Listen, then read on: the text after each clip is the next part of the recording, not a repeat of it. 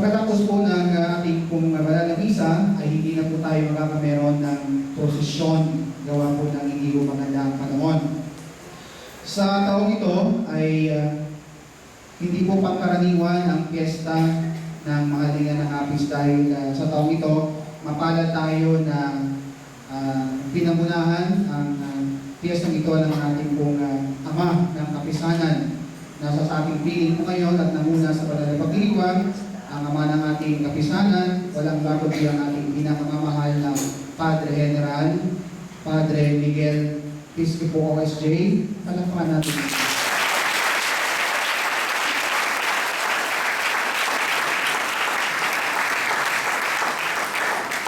Kasama rin po niya sa kanyang pong pagbisita dito sa atin sa Pilipinas, sa kanyang pong mga kasama sa General Council, si Father John Atuli, ang kanyang pong Vicario.